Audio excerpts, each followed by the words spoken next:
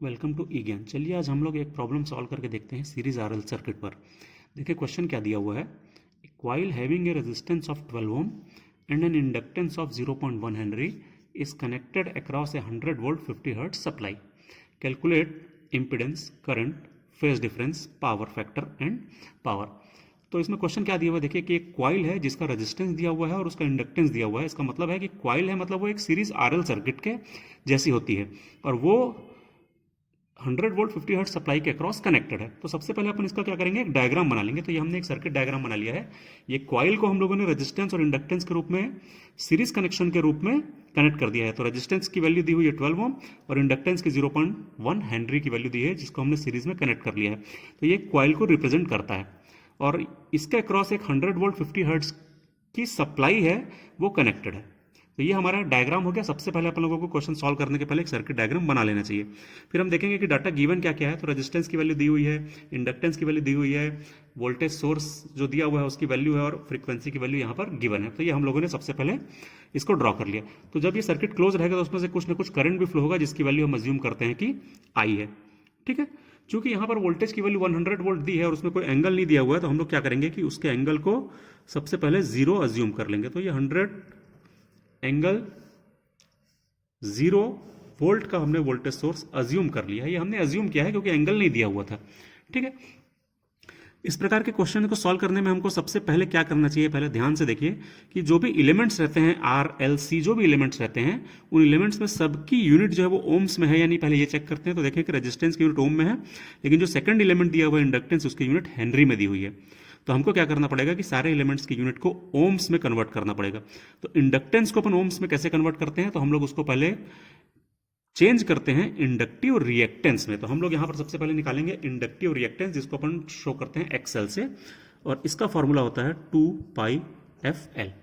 For values अपन put करेंगे तो 2 multiplied by pi multiplied by F की वैल्यू देखिए 50 हर्ट्ज दी हुई है, 50 मल्टीप्लाइड बाय एल की वैल्यू दी है 0.1 हेनरी। तो यहाँ पर 0.1 अपन पुट कर देंगे तो हमको एक्सएल मतलब इंडक्टिव रिएक्टेंस की वैल्यू हमको पता चल जाएगी। और इंडक्टिव रिएक्टेंस की वैल्यू आ रही है अप्रॉक्सीमेटली 31.416 ओम। तो ये हमारा इंडक्टिव रिएक्टेंस आ जाएगा। एक्सएल की वैल्यू हम कैलकुलेट कर लेंगे।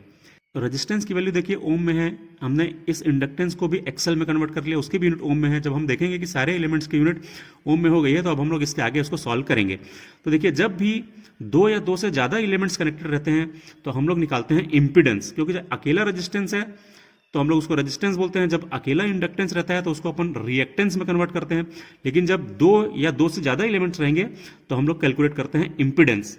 तो उसका कॉम्बिनेशन कहलाएगा इंपिडेंस। तो हम लोग इंपिडेंस कैलकुलेट करेंगे और इंपिडेंस को सबसे पहले अपन लोग रेक्टेंगुलर फॉर्म में कैलकुलेट कर लेंगे, आर प्लस जे एक्सएल। क्योंकि देखिए इंपिडेंस का जो बेसिक फॉर्मूला होता है R plus J XL minus J XC होता है। अब चूंकि हमारे इस सर्किट डायग्राम में सी की वैल्यू तो दी नहीं हुई है, कैपेसिटेंस कनेक्टेड नहीं है, इसलिए ये एक्ससी वाला जो टर्म है वो इलिमिनेट हो जाएगा। जब हम इसको इलिमिनेट करेंगे तो बचेगा आर प्लस जे एक्सएल। तो हमने फॉर्मूला लिखा Z is equal to R plus J XL. अब हमारा फॉर्मूला हो गया। ठीक है, तो अब हम इस फॉर्मूले में वैल्यूज को पुट करेंगे तो जेड का क्या हो जाएगा, आर की वैल्यू हमारे क्वेश्चन में दी हुई है 12 ओम प्लस जे एक्सएल हमने निकाला है 31.416, ये हम पुट कर देंगे। ये आ गया हमारा रेक्टेंगुलर फॉर्म में। इसको अपन यहीं पर पोलर फॉर्म में कन्वर्ट कर लेंगे। तो जैसे ही हम इसको पोलर फॉर्म में कन्वर्ट करेंगे तो वैल्यू आ जाएगी 33.63 और एंगल आ जाएगा 69.09 और यूनिट हो जाएगी ओम। ठीक है, तो ये हम लोगों ने जेड की वैल्यू कैलकुलेट कर ली, रेक्टेंगुलर और पोलर दोनों फॉर्म में कैलकुलेट हम लोगों ने कर ली है। अब हम निकालेंगे करंट, क्योंकि हमसे क्वेश्चन में क्या क्या पूछा गया था। देखिए सबसे पहले पूछा गया था कि इंपीडेंस निकालना है, इंपीडेंस हमने कैलकुलेट कर लिया। अब हमसे पूछा गया करंट निकालना है, फेज डिफरेंस निकालना है, पावर फैक्टर और पावर। चलिए अब अपन लोग करंट निकाल करके देखते हैं। तो करंट अपन कैसे निकालते हैं इस प्रकार के क्वेश्चंस में, तो हम लोग ओम्स लॉ अप्लाई करते हैं। ओम्स लॉ क्या होता है एसी सर्किट के लिए, वो होता है V is equal to I Z. तो यहीं से अपन को देखेंगे कि आई की वैल्यू क्या हो जाएगी, वो हो जाएगी V अपॉन जेड। अब हमको डिवाइड करना है, तो जब भी अपन डिवाइड करते हैं तो हमको पता होना चाहिए कि डिवीजन हमेशा अपन पोलर फॉर्म में करते हैं, ज्यादा इजी होता है।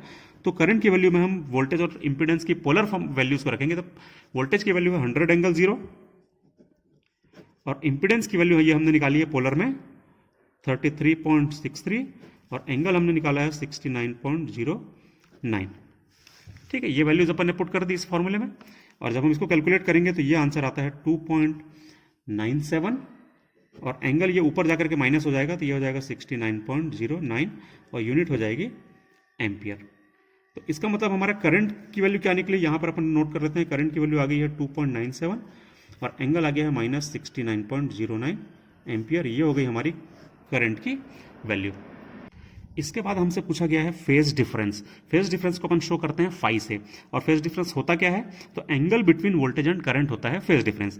तो यहाँ पर देखिए वोल्टेज का एंगल कितना है, हमने 0 लिया है, और करंट का एंगल कितना है, माइनस 69.09 आया है। तो इसका मतलब है इन दोनों के बीच के एंगल का जो डिफरेंस होगा, मतलब वोल्टेज का एंगल 0 और करंट का एंगल माइनस 69.09, तो इसका जो डिफरेंस होगा वो आ जाएगा 69.09। ठीक है, तो ये हो गया हमारा फेज डिफरेंस। अब ये लीडिंग होगा कि लैगिंग होगा, ये कैसे पता चलता है। देखिए वोल्टेज का एंगल और करंट के एंगल को अपन देखते हैं।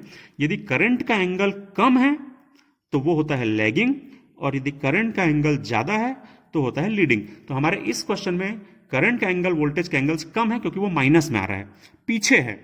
ठीक है, वोल्टेज का एंगल 0 है, करंट का एंगल माइनस 69 है। तो चूंकि ये माइनस में है वोल्टेज के एंगल से, ये एंगल जो है वो कम है, तो करंट का एंगल को अपन देखते हैं। करंट का एंगल यदि कम है तो वो कहलाता है लैगिंग। तो इस प्रकार से हमारा फेज डिफरेंस आ गया है 69.09 लैगिंग। इसके बाद हमसे पूछा गया है पावर फैक्टर और पावर। चलिए अब अपन निकालते हैं पावर फैक्टर और पावर। पावर फैक्टर का फॉर्मूला हम जानते हैं ऑलरेडी कि या तो वो cos फाई से अपन निकाल सकते हैं या फिर r/z से निकाल सकते हैं।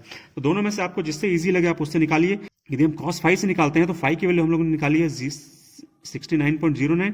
इसको यदि अपन कैलकुलेट कर लें तो पावर फैक्टर आ जाता है 0.3568। यदि हम r/z से निकालना चाहें तो अपन इससे भी निकाल सकते हैं। r की वैल्यू हमारे क्वेश्चन में दी है 12 और z की वैल्यू हम लोगों ने अभी अभी निकाली है यहाँ पर 33.63। तो उसको पुट कर दीजिए, तब भी यदि हम निकालेंगे तो 0.3569 है, आ जाएगा। आप दोनों में से किसी भी मेथड से निकाल सकते हैं पावर फैक्टर की वैल्यू। या तो cos फाई में फाई की वैल्यू पुट करिए, या फिर r/z में r और z की वैल्यू पुट करिए। बस ध्यान ये रखना है कि जब अपन z की वैल्यू पुट करते हैं तो एंगल को छोड़ देना रहता है अपने को, यहाँ पर अपन एंगल नहीं लिखेंगे। तो ये आ जाएगा हमारा 0.3569 अप्रॉक्सीमेट वैल्यू आ जाएगी। और ये लैगिंग होगी कि लीडिंग होगी, तो देखिए हमको पता होना चाहिए कि जब भी RL सर्किट होता है, जब हमारा क्वेश्चन में R और L की वैल्यू दी रहती है तो हमेशा पावर फैक्टर लैगिंग होता है। या दूसरे तरीके से अपन ये देख सकते हैं कि वोल्टेज के एंगल और करंट के एंगल में यदि करंट का एंगल कम है तो भी वो लैगिंग होता है। तो हमको यहाँ पे बताना पड़ेगा कि हमारा जो पावर फैक्टर आया है वो लैगिंग है। तो पावर फैक्टर के साथ में हमेशा अपने को लैगिंग या लीडिंग लिखना पड़ेगा, बहुत ज्यादा जरूरी है। लास्ट में हमसे पूछा गया है पावर फाइंड करिए। इस प्रकार से जब अपन से कॉमनली पावर पूछा जाता है तो अपन हमेशा एक्टिव पावर या रियल पावर ही निकाला करेंगे, जिसका फॉर्मूला होता है VI cos फाई। यदि हमसे रिएक्टिव पावर या अपरेंट पावर पूछेगा तो स्पेशली वहां पर दिया रहेगा क्वेश्चन में कि एक्टिव पावर के अलावा रिएक्टिव पावर भी निकालिए या अपरेंट पावर भी निकालिए। यदि कुछ नहीं दिया हुआ है तो बाय डिफॉल्ट अपन एक्टिव पावर ही निकाल करके दिखाएंगे। यहां पर भी अपने को वोल्टेज का सिर्फ मैग्नीट्यूड लेना है, एंगल को छोड़ देंगे। मल्टीप्लाइड बाय करंट, करंट का भी अपने को सिर्फ मैग्नीट्यूड लेना रहेगा, एंगल को छोड़ देंगे। मल्टीप्लाइड बाय cos फाई मतलब पावर फैक्टर जो हमने ये निकाला है उसकी वैल्यू को पुट करेंगे 0.3569। तो लगभग कितनी वैल्यू आ जाएगी, तो अप्रॉक्सीमेट 106 वॉट आंसर आ जा रहा है पावर का।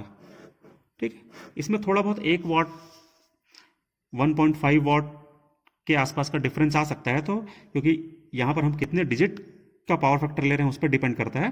तो पावर की वैल्यू हमारे क्वेश्चन में अप्रॉक्सीमेट आ रही है 106 वॉट। तो ये हो गया अपना complete solution of this RL series circuit. तो इस प्रकार से जब भी RL सीरीज सर्किट क्वेश्चन दिए रहे तो हमको इन्हीं स्टेप्स पे 1 बाय 1 जो है सॉल्व करते जाना है। Thank you.